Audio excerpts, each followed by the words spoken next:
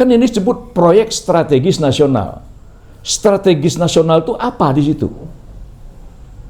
Nah, jadi di sini saya pikir kita harus memberikan dukungan dan seluruh rakyat Indonesia berikan dukungan kepada saudara Said Didu. Gitu. Nah, di situ banyak pelanggaran undang-undang, melanggar peraturan-peraturan, melanggar infrastruktur yang sudah dibangun oleh negara.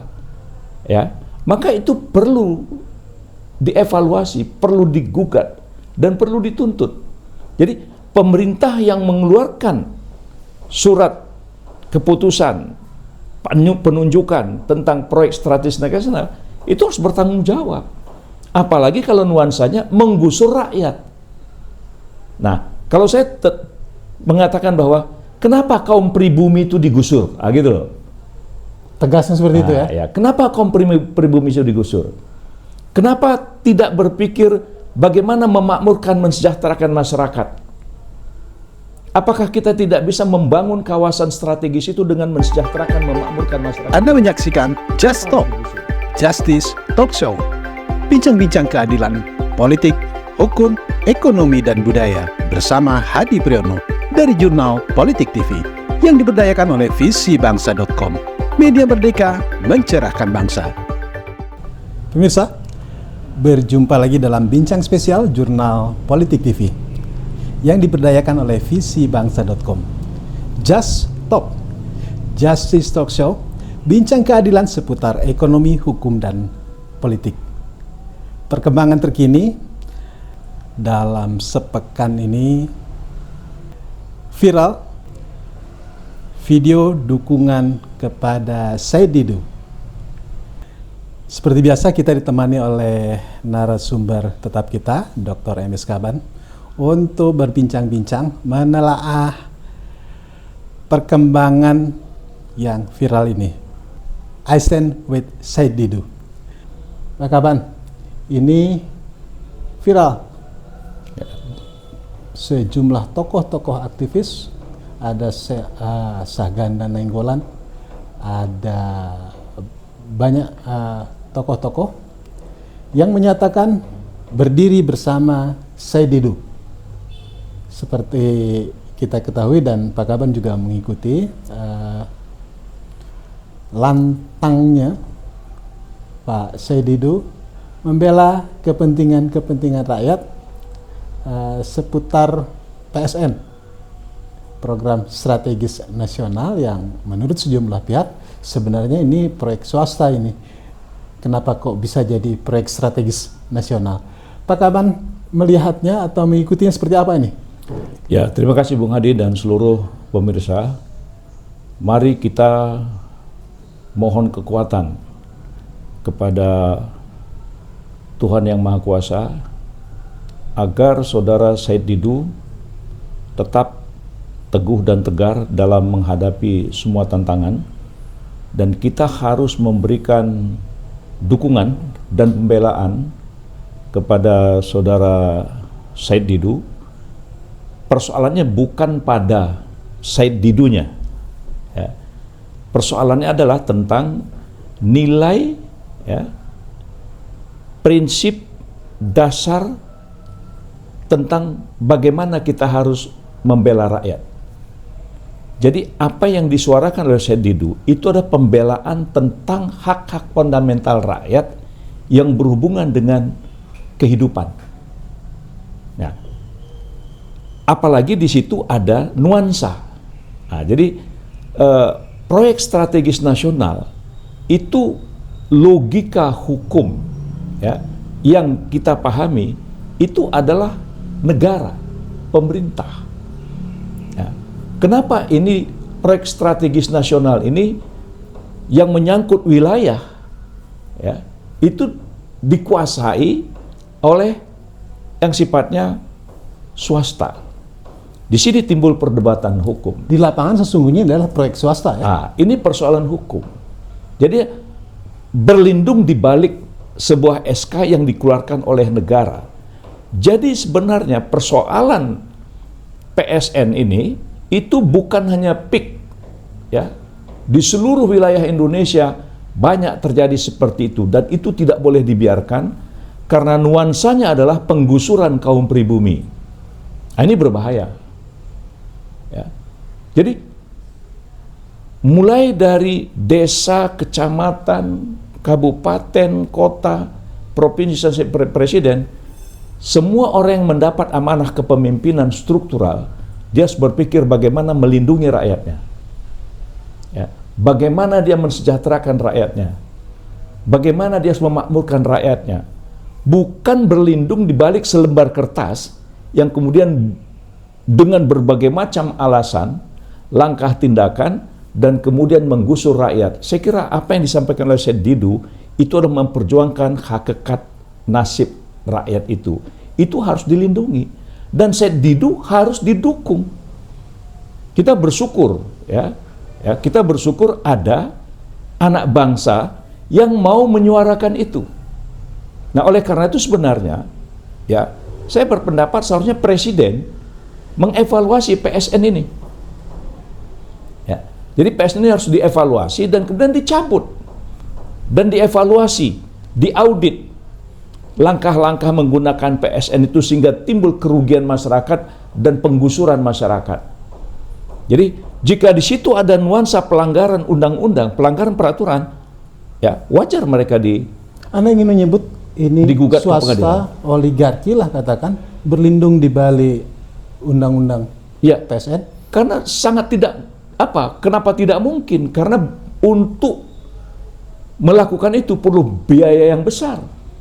Nah, pertanyaannya, swasta mendapatkan biaya dari mana ini? Ya, dari mana sumber pembiayaannya gitu. Kan ini disebut proyek strategis nasional. Strategis nasional itu apa di situ? Nah, jadi di sini saya pikir kita harus memberikan dukungan dan seluruh rakyat Indonesia berikan dukungan pada saudara Said Didu. Gitu. Baik, Pak Kaban, Pak Said Didu ini kan juga berpengalaman di birokrasi pemerintahan, juga dia belakangan menjadi tokoh kelompok-kelompok kritis. Menurut Anda, positioning Pak Said Didu ini apakah dia berhadapan dengan kebijakan pemerintah atau seperti apa? Nah, ini kan hasil kebijakan pemerintahan yang lalu.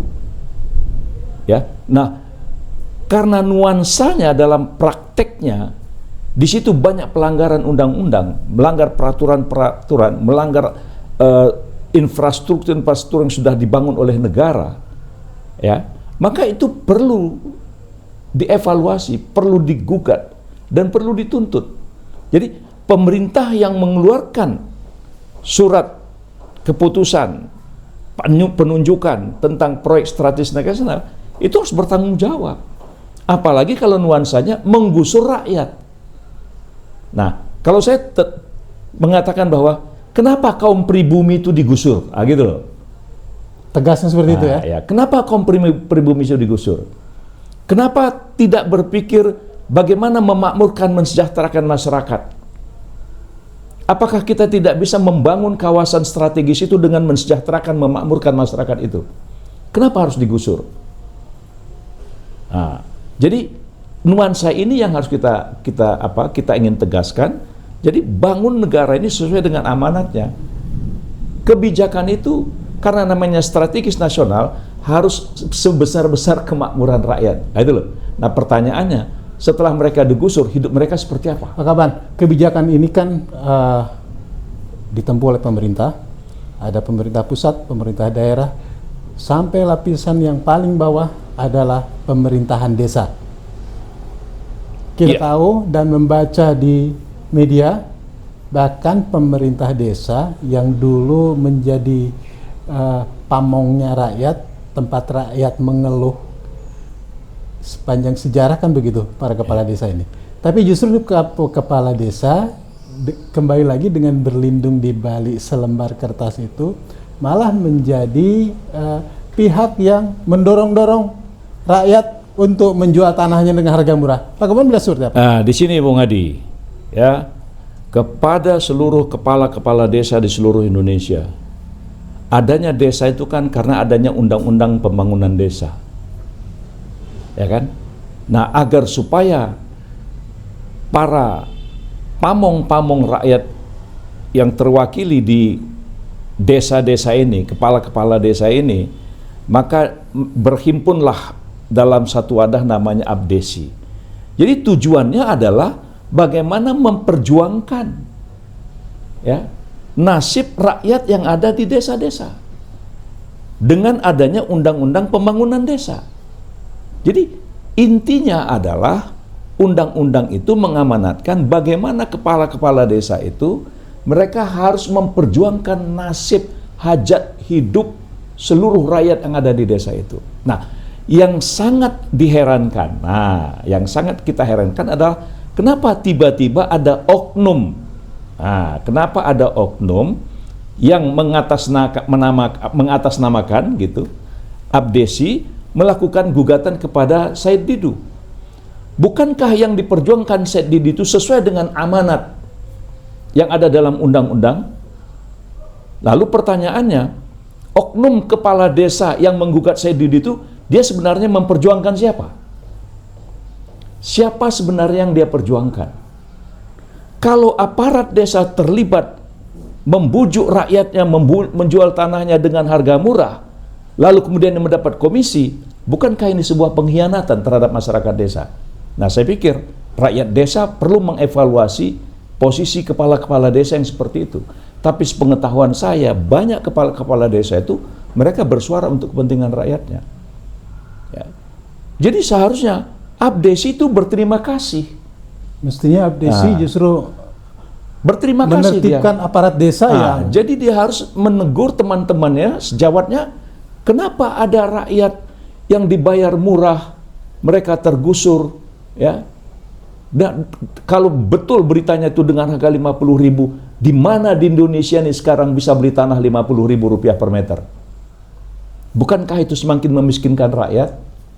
Di mana logikanya? Gitu. Jadi saya pikir ya kita berharap aparat kepolisian ya tidak terlalu jauh mencampuri urusan ini karena ini menyangkut hajat hidup orang banyak gitu. Karena amarah rakyat ini sangat memicu, ya, karena di situ rasa persoalan keadilan. Yang pasti, Said Didu sebagai mantan orang yang juga terlibat di birokrasi pemerintahan sudah tahu persis bahwa langkahnya ini adalah langkah yang tidak bertentangan dengan prinsip-prinsip pemerintahan. Jadi orang seperti Said Didu itu karirnya adalah menjadi pegawai negeri sipil yang puluhan tahun, yang berjalin berkelindan dengan berbagai macam aturan.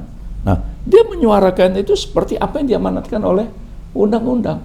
Lalu kemudian ada oknum desa yang menggugat, menganggap itu hoak dan sebagainya. Ya, saya kira kan ini adalah sesuatu yang naib, ya, sangat naib. Pak Kaban, kasus Said Didu ini katakanlah kita sebut sebagai kasus. Ini banyak menyedot perhatian publik. Menurut Anda, Presiden Prabowo sebagai kepala pemerintahan, kepala negara yang baru saja usianya 1 bulan per hari ini ketika kita berbincang-bincang, menurut Anda perlu turun tangan, perlu mengevaluasi atau tidak? Karena ini menjadi perhatian publik dan kita tahu Pak Prabowo punya komitmen yang cukup kuat. Dalam bukunya Paradoks Indonesia juga terlihat kan pembelaan Prabowo terhadap rakyat kecil, terhadap rakyat desa. Menurut Anda perlu turun tangan nggak nih? Saya kira ya, ini sudah menjadi bagian dari sumpah jabatan. Ya. Sumpah jabatan presiden itu akan melaksanakan seluruh perintah undang-undang dasar dan perundang-undangan dan peraturan-peraturan. Nah, jelas pelaksanaan PSN PIK ini itu melanggar undang-undang dan melanggar banyak peraturan-peraturan. Ya, presiden yang memerintahkan untuk dihentikan dan untuk mengaudit itu adalah sesuatu yang sangat terhormat. Perlu langkah semacam moratorium yang ditempuh Pak Prabowo? Kalau saya berpendapat, sebaiknya presiden menghentikan program PSN itu sampai semua persoalan kepentingan rakyat betul-betul terjawab, hidup mereka lebih disejahterakan. hidup mereka lebih dimakmurkan. Jangan pada periode presiden ke-8 ini rakyat di PIK itu semakin miskin. Itu poinnya.